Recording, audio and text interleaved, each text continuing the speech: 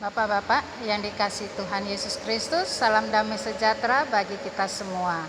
Pada saat ini kita akan bersama-sama mengikuti ibadah Pelkat PKB. Saudara dalam Kristus, mari kita menghadap Tuhan dan menyembahnya serta memuliakan namanya karena kasih-Nya besar atas kita. Kita bernyanyi dari Kidung Jemaat 392. Bait 1 dan 2, ku berbahagia yakin teguh.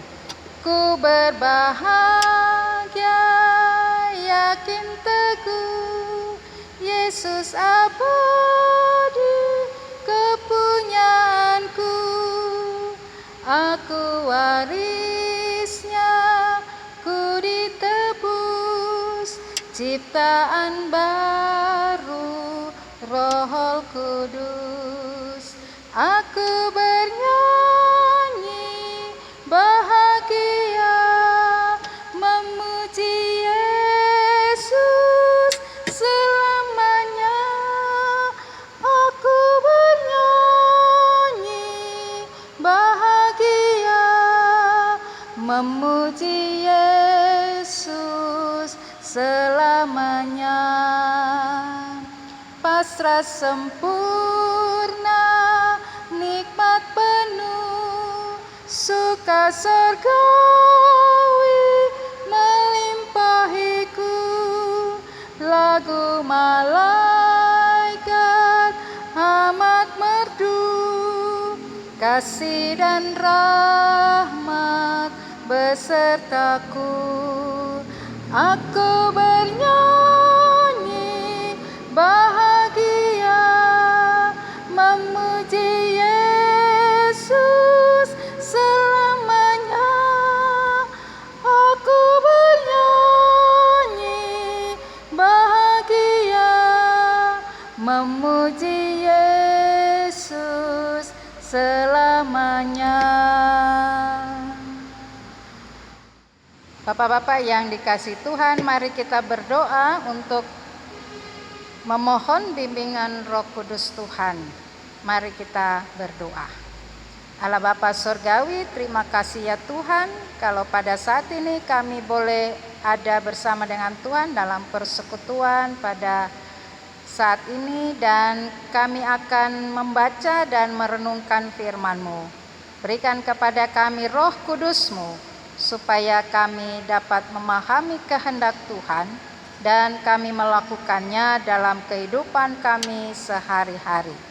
Bersabdalah kepada kami ya Tuhan, karena kami siap mendengarkan firman-Mu. Kami berdoa dalam nama Yesus Kristus, Tuhan dan Juru Selamat kami. Amin. Pada saat ini Bapak-bapak, saya mengajak kita untuk membuka 1 Samuel pasal 17. 1 Samuel pasal 17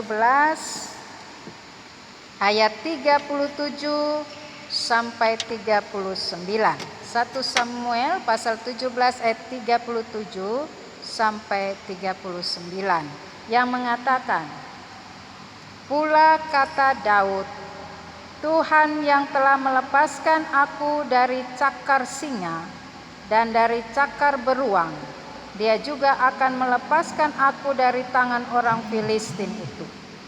Kata Saul kepada Daud, pergilah, Tuhan menyertai engkau.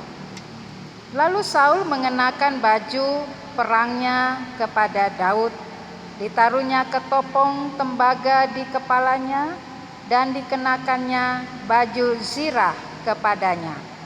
Lalu Daud mengikatkan pedangnya di luar baju perangnya. Kemudian ia berikhtiar berjalan, sebab belum pernah dicobanya. Maka berkatalah Daud kepada Saul, aku tidak dapat berjalan dengan memakai ini, sebab belum pernah aku mencobanya. Kemudian ia menanggalkannya. Demikian pembacaan Alkitab. Berbahagialah semua orang yang mendengar firman Tuhan dan melakukannya. Terpujilah Tuhan Yesus. Haleluya. Bapak yang dikasihi oleh Tuhan, Di mana saja Bapak-bapak berada, pada saat ini firman Tuhan hendak menyampaikan kepada kita dengan tema iman warisan intangible. Ya, dengan kata intangible ini satu bahasa asing yang dapat kita mengerti, yaitu di mana dalam arti tidak berwujud. Ya. Nah, dari sini kita akan bersama-sama apa sebenarnya yang mau disampaikan bagi kita melalui sorotan bacaan kita pada saat ini. Bapak-bapak yang dikasih Tuhan, iman itu dapat kita pahami bersama atau kita mengerti, yaitu tentang kepercayaan, tentang keyakinan, dan dapat dikatakan bahwa iman itu tidak dapat terlihat. Iman itu tidak bisa diraba, sehingga iman itu perlu pembuktian, atau di mana setiap pribadi yang beriman tentu akan menunjukkan atau menampilkan sesuatu yang memang hendak diakui, baik itu dalam diri kita sendiri maupun juga bagi orang lain, tentang kata iman. Sehingga tidak setiap orang itu hanya berkata, saya beriman, saya percaya, tetapi itu tidak ditampilkan dalam kehidupan sehari-hari. Maka dengan demikian, di sini dikatakan iman warisan intangible. Nah, ini yang mau disampaikan, berarti iman itu sesuatu warisan yang tidak kelihatan. Kalau dibilang warisan berarti sesuatu yang diberikan kepada orang atau keturunan-keturunan kita, ya, warisan. Nah, tentu saja ini yang mau disampaikan. Sesuatu yang tidak bisa dipegang tetapi mau diwariskan, sesuatu yang tidak terlihat tapi mau diwariskan. Nah, lalu itu bagaimana untuk mau menyatakan bahwa memang itu ada. Iman itu ada. Iman itu bisa dirasakan. Iman itu bisa untuk di mana orang menerimanya dan merasakan bahwa memang dia ada. Ini Bapak-bapak yang hendak kita mau pahami dan kita mau nyatakan itu dalam kehidupan kita, dalam keluarga maupun juga mungkin kita bisa menyampaikan itu kepada orang-orang di sekitar kita. Apalagi kalau kita berbicara soal iman kita kepada Yesus Kristus, seringkali juga bahwa di dalam keberadaan kita ini bagaimana kita mau nyatakan iman kita kepada Yesus Kristus kalau abstrak, kalau di mana orang memang tidak tahu untuk melihat kita memang beriman, ya, bukan sedang tetapi memang terus berlanjut dalam kehidupan kita itu beriman kepada Yesus Kristus. Oleh karena itu bukan hanya secara verbal saja, secara mulut saja kita sampaikan bahwa saya beriman, tetapi memang kita juga harus sampaikan dan orang lain bisa untuk mengakuinya. Nah, orang lain juga bisa, ya, menikmati bahwa kita beriman. Itu tentu membutuhkan satu realitas atau realita yang bisa dimengerti. Sebab itu melalui bacaan kita pada saat ini, di sini tentu cerita yang disampaikan saat orang Israel akan berhadapan dengan orang Filistin. Dan terlebih bahwa orang Filistin itu mempunyai seorang panglima perang yang sangat ditakuti oleh bangsa-bangsa yang ada pada saat itu atau bangsa-bangsa di sekitar orang Filistin. Dan orang Filistin itu dikenal sebagai bangsa yang tidak terkalahkan secara perang. Mereka orang-orang besar, orang-orang kuat, dan orang-orang yang dimana tentu dengan berbagai keahlian mereka berperang itu sangat terkenal. Sedangkan orang Israel kalau dibandingkan dengan apa yang ada pada diri mereka, apa yang ada mereka punya secara alat perang, itu sangat jauh dengan orang Filistin. Dan mereka juga melihat bagaimana mereka mampu mengalahkan orang Filistin. Mereka tidak mempunyai persenjataan yang lebih hebat dari orang Filistin. Atau secara fisik mereka melihat orang Filistin, orang Israel sangat kalah jauh dengan orang Filistin. Oleh karena itu ini juga yang menjadi suatu kekhawatiran, sesuatu yang menakutkan bagi orang Israel untuk melawan orang Filistin. Nah, secara khusus kalau kita juga melihat cerita ini, maka yang dimana kemudian itu adalah memperlihatkan keberadaan orang Filistin yang dimana terutama kita tahu dari cerita Alkitab ini tentang Goliat. Nah, Goliat seorang panglima perang yang sangat hebat yang dimiliki orang Filistin. Sehingga untuk mengalahkan Goliat saja sudah ada kegentaran. Sudah tidak ada kepercayaan diri dari orang Israel.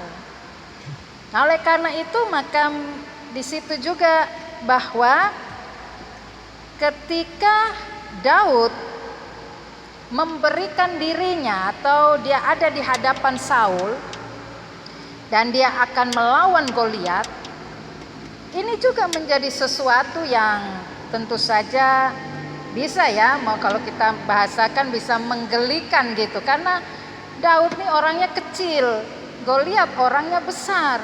Bagi Saul ini tidak mungkin Daud bisa mengalahkan Goliat. Lalu apa yang dimiliki Daud? Daud tidak punya senjata apapun, sebab memang dia adalah yang dapat dikatakan bukan bagian dari pasukan perang juga ya. Jadi Daud bukan ada dalam pasukan perang. Ya, pasukan perang itu ada saudara-saudaranya yang lain. Daud kan kita tahu juga dari ceritanya dia hanya sebagai seorang gembala kambing domba, itu kerjanya sehari-hari yang dipercayakan kepadanya oleh ayahnya ini. Lalu ini yang tidak punya pengalaman untuk melawan Goliat. Oleh sebab itu kita lihat bahwa bagaimana kalau kita ikuti bacaannya, betapa Daud itu dengan gigihnya di hadapan Saul untuk mau menyatakan bahwa memang dia tidak punya apa-apa, tetapi dia sungguh-sungguh yakin bahwa dengan pengalaman yang dia miliki sebagai seorang gembala, itu pengalaman apa? Karena dia hanya, kalau seorang gembala itu dia hanya punya katapel. Nah, katapel ini hanya dipergunakan kalau ada serigala-serigala yang mendekati domba-dombanya atau kambing-kambingnya, sehingga dia bisa melempar batu dan serigala itu akan pergi. Gitu. Dia punya itu saja, dan itu yang dia miliki. Tetapi yang terlebih daripada itu, bahwa kita belajar dari Daud ini, dia sangat mengandalkan Tuhan. Jadi bukan mengandalkan apa yang dia miliki, apa yang ada sebagai alatnya, sebagai sarana untuk melawan Goliat, tapi dia beriman bahwa Tuhan akan menolong dia untuk melawan Goliat. Karena itu dia memberikan dirinya untuk supaya Saul mengutus dia melawan atau berperang dengan Goliat. Bapak-bapak yang dikasih oleh Tuhan, oleh sebab itu maka disinilah bacaan kita mau menyampaikan kepada kita, yaitu di mana dikatakan bahwa Saul kemudian yang menyampaikan kepada Daud bagaimana dia harus melawan Goliat. Dengan perkataan Daud kepada Saul pada ayat 37, Tuhan yang telah melepaskan aku dari cakar singa dan dari cakar beruang, dia juga akan melepaskan aku dari tangan orang Filistin itu. Dengan perkataan ini, maka Daud sungguh-sungguh punya pengalaman pribadi yang luar biasa dengan Tuhan. Sehingga dengan demikian, alat-alat yang memang dipergunakan dan akan dipakai untuk melawan orang Filistin, terutama melawan Goliat, dibandingkan dengan alat-alat sarana yang dipergunakan oleh Goliat, itu pasti sangat jauh sekali untuk dia bisa menang. Namun pengalamannya bersama dengan Tuhan, sehingga dia katakan bahwa Tuhan sudah melepaskan dia. Kalau mau dikatakan di padang gurun dia menggembalakan kambing domba, dia pasti akan bertemu juga dengan hewan-hewan liar, dengan hewan-hewan yang selalu untuk mau di mana ada kesempatan bisa membunuh dia.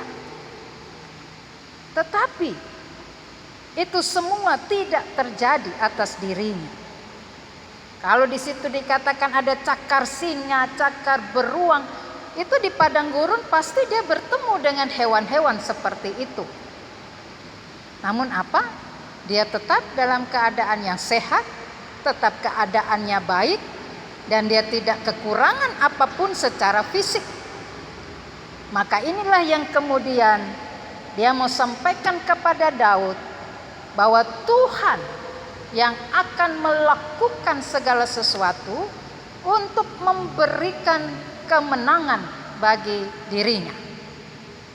Karena itu Bapak-bapak, sekalipun ayat 38 sampai 39 itu Saul tetap saja di mana memberikan pakaian perang kepada Daud, mengenakan langsung kepada Daud. Karena apa? Dengan pakaian perang itu Daud akan terhindar dari serangan-serangan Goliat. Panah tidak akan menembus tubuhnya, tidak akan menembus kepalanya. Dia tidak akan mengalami sakit atau mati. Demikian juga dia mempergunakan atau diberikan pedang, itu supaya dia pergunakan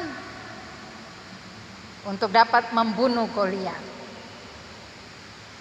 Tapi apa yang kemudian setelah itu dikenakan kepada Daud, malah Daud katakan bahwa aku tidak biasa menggunakan alat-alat ini atau sarana-sarana ini, pakaian kebesaran sebagai seorang prajurit, gitu ya.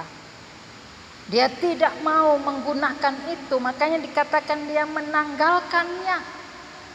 Maka Dengan demikian, bahwa disinilah Daud mau menyatakan bahwa bukan karena excitingnya atau kepercayaan dirinya yang begitu besar, tetapi memang dia sungguh-sungguh mau mengerjakan sesuatu yang besar, suatu masalah yang besar itu dan harus diselesaikan. Maka dia tidak selalu harus mengandalkan apa yang harus dia kenakan, apa yang harus dia pakai, apa yang menjadi alatnya untuk dia pergunakan. Maka itulah yang mau dikatakan, dia hanya beriman, percaya, penuh keyakinan kepada Tuhan. Dengan demikian, Bapak-bapak yang dikasihi Tuhan, tentu saja iman Daud ini merupakan suatu warisan yang diberikan oleh ayahnya, yaitu Isai, supaya dengan demikian bahwa dalam kehidupannya pun ketika dia akan menghadapi berbagai peperangan, berbagai masalah dan persoalan, maka dia hanya mempergunakan iman itu. Supaya itulah yang menjadi kekuatan dan keyakinan, sehingga dari situlah dia akan memperoleh kekuatan sehingga mengalahkan apapun dan segala sesuatu, tentu saja sejalan dengan keinginan Tuhan. Bapak-bapak yang dikasihi oleh Tuhan, iman Daud membuat dia berani untuk menghadapi persoalan. Bahkan itu juga memberikan ketenangan bagi semua orang Israel. Bagaimana dengan diri kita pribadi sebagai seorang bapak di tengah-tengah keluarga? Apa yang bisa kita wariskan, yaitu iman. Bukan sesuatu yang dimana hanya berupa harta, tetapi yang terutama prioritas di dalam kehidupan kita adalah mari kita wariskan iman itu. Iman itu adalah sesuatu yang terus-menerus kita tanamkan dalam pribadi-pribadi keluarga kita. Sebagai bapak, bagaimana harus menyatakan bahwa iman itu nyata.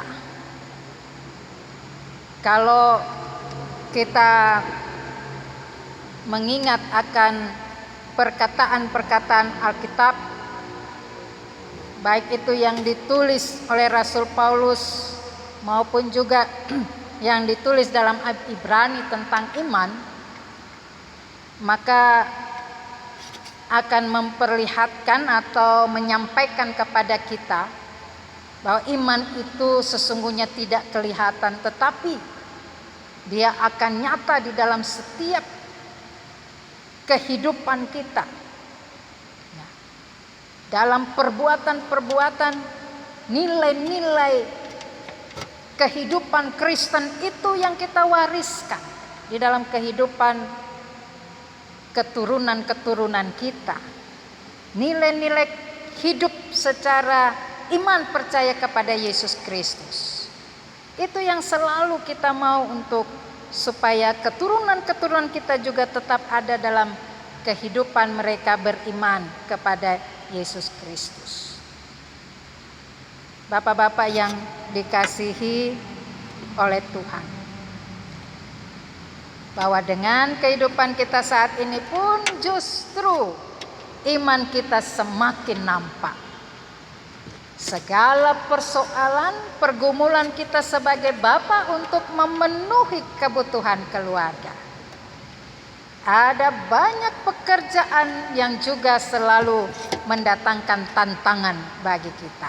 Ada banyak usaha yang harus kita kerjakan dan itu mendatangkan persoalan bagi kita. Tetapi ketika kita beriman kepada Yesus Kristus, ketika kita percaya bahwa kita punya keyakinan untuk melakukan segala sesuatunya, percaya kepada Yesus Kristus, maka di sana kita bisa menemukan solusi-solusi hidup yang juga tetap menunjukkan ada nilai-nilai Kristiani, yang dimana kita percaya bahwa hidup kita senantiasa dijaga, dipelihara, dan ditolong oleh Tuhan kita Yesus Kristus.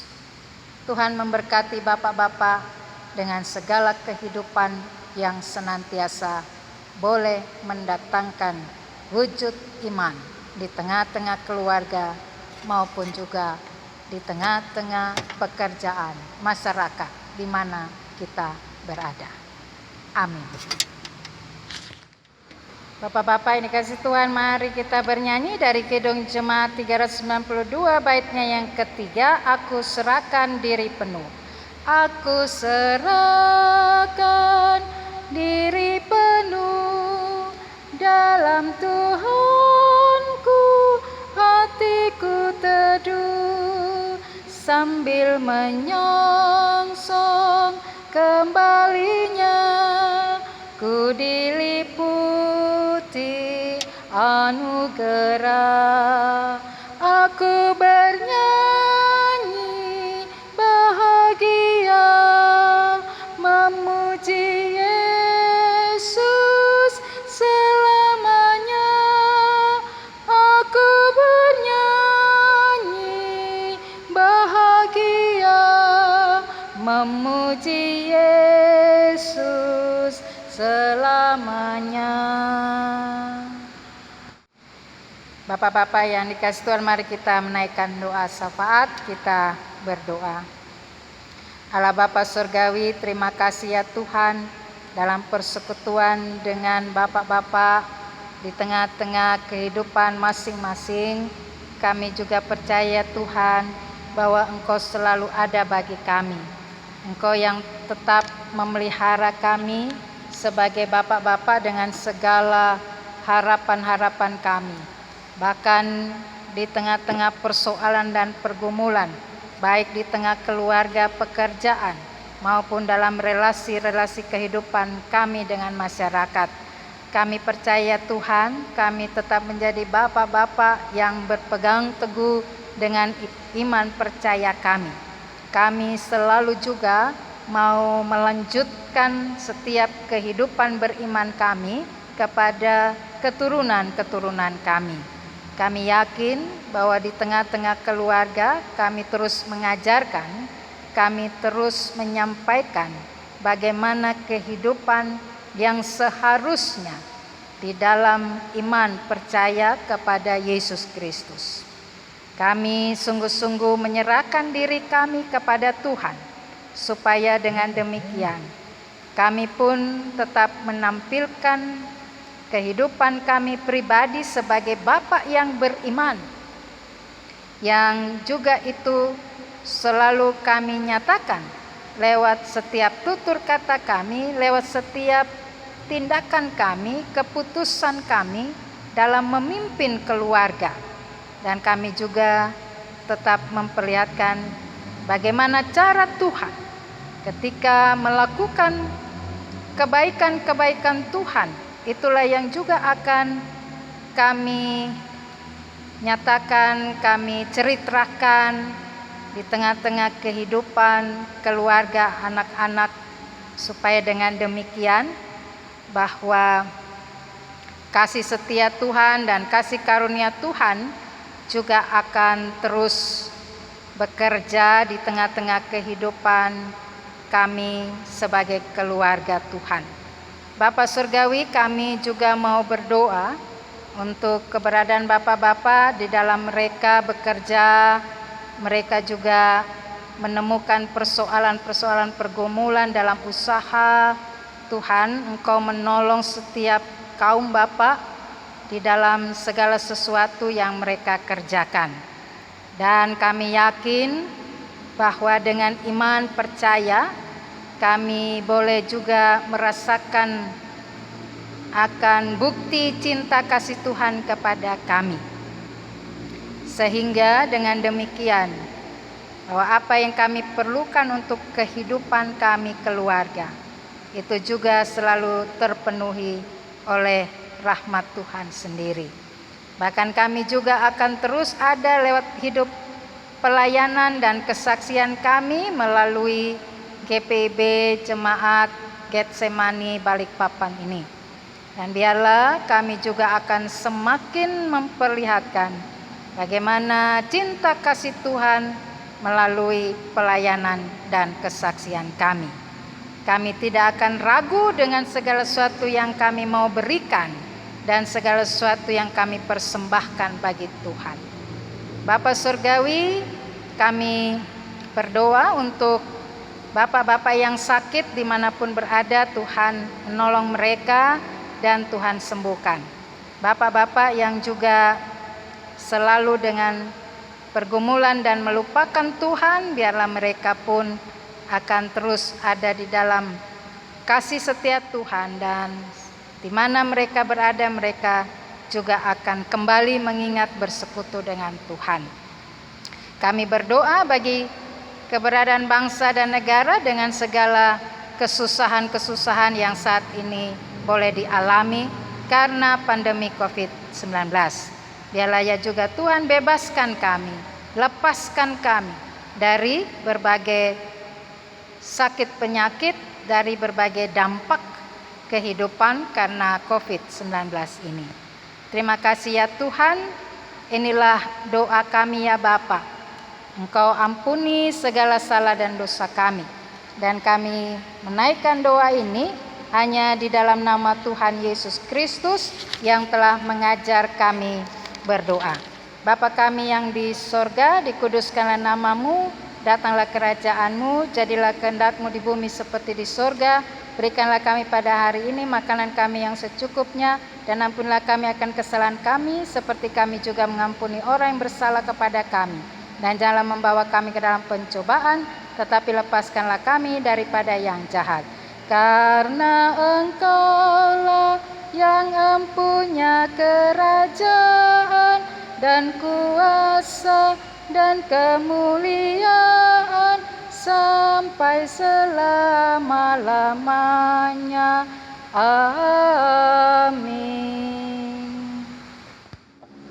Bapak-bapak yang terkasih, marilah kita mengakhiri ibadah ini. Kita sudah bersyukur kepada Tuhan lewat persembahan kita, dan kita sekaligus akan menutup ibadah dengan bernyanyi dari Kidung Jemaat 419. Kidung Jemaat 419, tenanglah kini hatiku. Tenanglah kini hatiku, Tuhan memimpin langkahku. Di tiap saat dan gerja tetap ku rasa tangannya. Tuhanlah yang membimbingku, tanganku dipegang teguh. Hatiku berserah penuh, tanganku dipegang teguh. Mari kita berdoa. Allah Bapa Surgawi, terima kasih ya Tuhan, untuk saat ini kami sudah boleh memberikan persembahan kami kepada Tuhan, dan kami percaya Tuhan memberkati kami, dan Tuhan tambahkan segala sesuatu yang kami inginkan di tengah-tengah kehidupan kami. Dan kami percaya persembahan-persembahan yang kami berikan itu juga akan terus menyatakan kesaksian dan pelayanan kami melalui gereja-Mu di tempat ini. Kami juga berdoa, biarlah Tuhan tetap mengiringi perjalanan kehidupan kami dimanapun kami berada. Mari kita arahkan hati dan kita menerima berkat Tuhan, kasih karunia dan damai sejahtera dari Allah Bapa dan dari Yesus Kristus Tuhan dan Juru Selamat, menyertai kita sekalian dari sekarang ini sampai selama-lamanya. Amin. Tuhan memberkati Bapak-bapak sekalian.